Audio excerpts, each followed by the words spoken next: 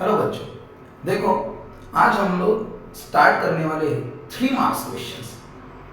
Topic number 1 biology का reproduction in plant. देखो बच्चों, हम लोग जो पार्ट अभी पढ़ा रहे हैं जिसमें आप लोग रिप्रोडक्शन इन प्लांट के 2 मार्क्स के क्वेश्चन प्रिपेयर कर रहे हो। कल के लेक्चर में मैंने आपको 2 मार्क के क्वेश्चन कौन से पेपर में आ सकते हैं वो मैंने आपको बताया। आज हम लोग 3 मार्क्स के क्वेश्चन और 4 मार्क्स के क्वेश्चन के बारे में बात करेंगे, ठीक है। लेकिन हाँ, एक चीज़ ध्यान में रखिए कि आप बुक को कट टू कट पढ़िए और जो क्वेश्चंस हमने दिए हुए हैं वो क्वेश्चंस अच्छी तरह से पढ़िए। उसमें से भी कुछ 1 मार्क या एमसीक्यू के लिए क्वेश्चन आ सकते हैं, ठीक है। टॉपिक बहुत आसान है। आज हम लोग पहला क्वेश्चन यहाँ पर लेके आए बच्चों, that is TS of anther, ठीक है। तो हम लोग पहले एंथर के बारे में बात करते हैं, फिर हम लोग बात करेंगे ट्रांसवर्स सेक्शन ऑफ एंथर के बारे में, मतलब टीएस के बारे में। देखो एंथर तो आपको पता है, anther is a fertile part of stamen. Okay, stamen का बहुत इंपॉर्टेंट पार्ट है वो। ओके, मेल रिप्रोडक्टिव पार्ट जो होता है फ्लावर में, एंड्रोइशियम, उसके जो मेंबर होते हैं उससे हम क्या कहते हैं, स्टैमेन, ठीक है।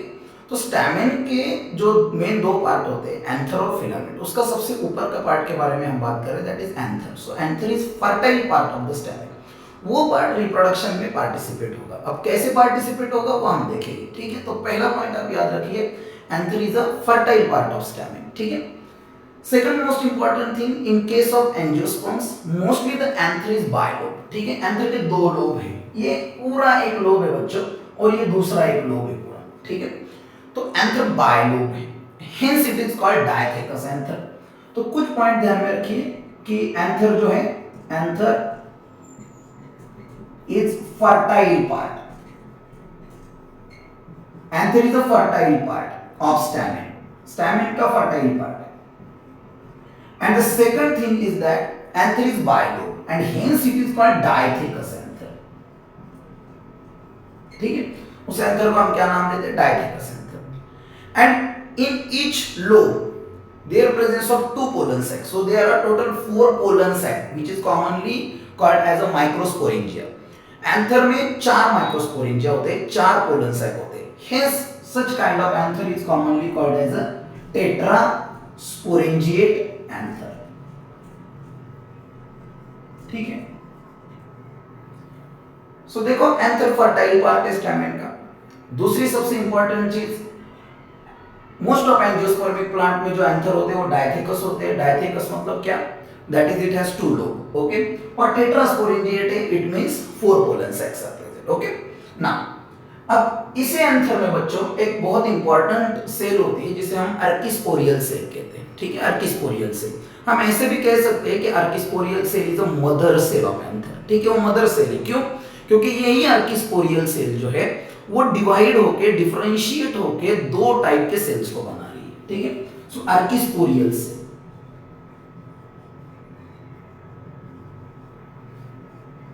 Differentiate into 2 type of cell, okay. 2 type के सेल को बनाएंगे। पहली cell outermost called parietal cell, उसे हम नाम देंगे parietal cell. And the inner cell is called as a sporogenous cell.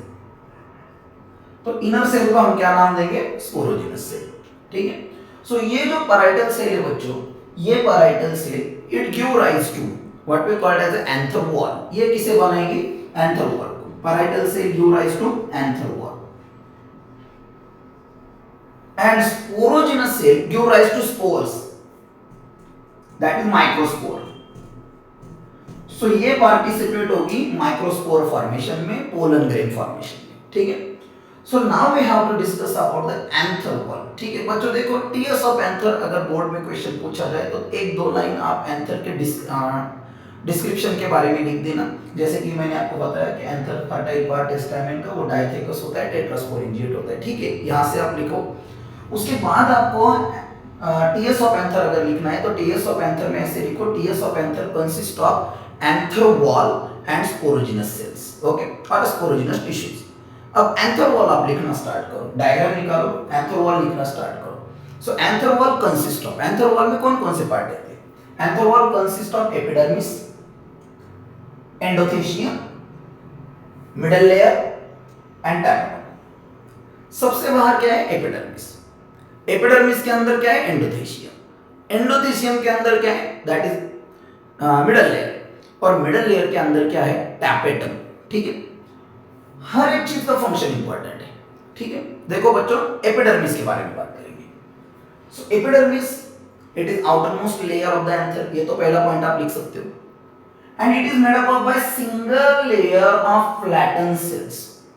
ठीक है, एक ही लेयर फ्लैट सेल्स से, बिल्कुल ठीक है, पैरेंकाइमा सेल्स से। Okay, single layer of flatten cells, so this is commonly called epidermis. और फंक्शन क्या, सबसे बाहर का ऑर्गन, सबसे बाहर का पार्ट है, so it give rise to protection to inner parts. Inner part को क्या देगा, प्रोटेक्शन। ठीक है, now inner to the epidermis there is a endothecium. Epidermis के अंदर क्या आएगा, एंडोथेसियम। ये बात ध्यान में रखना, एंडोथेसियम बहुत इंपॉर्टेंट है। Endothecium it is also a single layer, okay, inner to the epidermis, and it is made up of by what we called as a special kind of substance which is called as a calodes, okay, जिसे हम calodes कहते हैं। and these cells are hexagonal in nature। ये cells कौन से nature के होते हैं, hexagonal नेचर के होते हैं। ओके, और इन सेल का बहुत इंपॉर्टेंट फंक्शन है बच्चों, ये जो सेल होती है that is what we called as a endothecial cells. ये एंडोथेशियल सेल्स हाइग्रोस्कोपिक नेचर की होती है। हाइग्रोस्कोपिक नेचर मतलब it absorb the moisture from surrounding, और it plays an important role in dehiscence of anther. Anther को break करने में at the time of maturity anther break होता है, तो उसे ब्रेक करने में सबसे इंपॉर्टेंट रोल कौन प्ले करती है, एंडोथेशियम। सो ये ध्यान में रखना कि endothecium plays an important role in dehiscence of anther.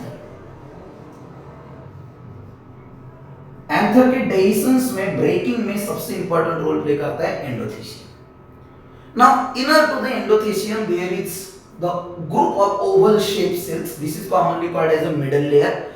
हम ऐसे भी कह सकते हैं middle layer form the bulk of the anther, okay, central mass बनाएगा वो, ओके, बल्क बनाएगा एंथर का। Okay, and the main function of the middle layer is that it maintain the position of pollen sac at each corner. ठीक है, pollen sac की position हर corner पे बरकरार रहे, ये काम किसका है, दैट इज मिडल लेयर का है। ठीक है, और सबसे इंपॉर्टेंट बात, at the time of maturity, at the time of dehiscence, this what we called as a middle layer के डीजेनरेट, ये डीजेनरेट हो जाएगा। ठीक है, now inner to the middle layer there is some triangular cells. यहां पे कुछ आपको ट्रायंगुलर सेल्स नजर आएंगे।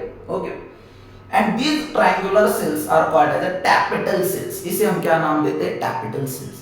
ध्यान में रखना बच्चों, टैपेटल सेल्स जो होते हैं उसमें जनरली न्यूक्लियस डिप्लॉयड भी हो सकता है, ट्रिप्लॉयड भी हो सकता है। ठीक है, पॉलीप्लॉयड टाइप का न्यूक्लियस आपको देखने को मिलेगा, और यही टैपेटल सेल बहुत इंपॉर्टेंट फंक्शन परफॉर्म करते हैं कि tapetal cell plays an important role, it provide nourishment to the developing microspore. जो पोलन ग्रेन बनने वाले हैं वो पोलन ग्रेन तो इस पोलन सैक के अंदर ही बनेगी।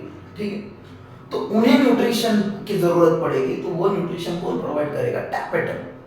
तो एक बार नीट ने भी ऐसा क्वेश्चन पूछा था, तो which is the what we called as analogous organ similar to the testis, okay, in case of plant. Okay, तो टेस्टिस का एनालॉगस ऑर्गन बताओ प्लांट में। अब टेस्टिस में देखो आप, टेस्टिस में एक पर्टिकुलर सेल होती है, सॉरी सर्टोली सेल के बारे में बताया था, तो सर्टोली सेल का एनालॉगस ऑर्गन बताओ। अब सर्टोली सेल अगर आपने पढ़ा होगा तो सर्टोली सेल जो होती है, ठीक है, तो सर्टोली सेल का क्या काम है, जो डेवलपिंग स्पर्म हो गया उससे वो नरिशमेंट प्रोवाइड करती है, तो फंक्शन तो सेम हुआ।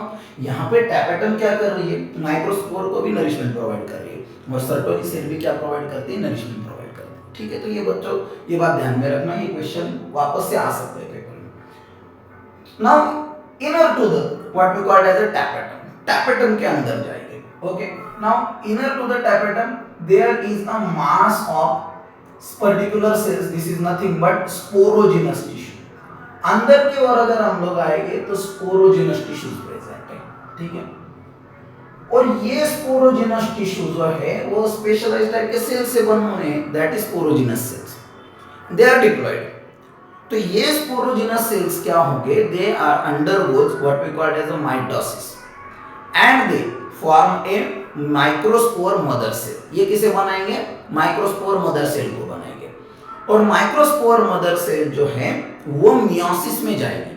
ठीक है, और माइक्रोस्पोर मदर सेल अगर मियोसिस में जाएगी then it form a microspore that is called as a pollen grain. तो आप ये ध्यान में रखना, अगर एक माइक्रोस्पोर मदर सेल मियोसिस में जाती है तो टोटल 4 माइक्रोस्पोर को बनाती है, ठीक है। सो मोस्ट ऑफ टाइम आप क्या करो, अगर आपको पोलन ग्रेन दिखाने हैं तो आप कम से कम ये ध्यान में रखना कि कम से कम आप 4 पोलन ग्रेन एक पोलन सैक में दिखाना या 4 के मल्टीपल में दिखाना। ओके, ये बात हमेशा ध्यान में रखना, ठीक है।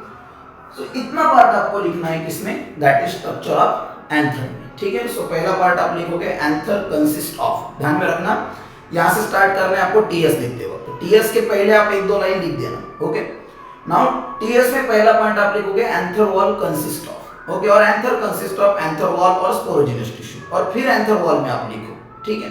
ध्यान में रखो ये सारी बात, ठीक है।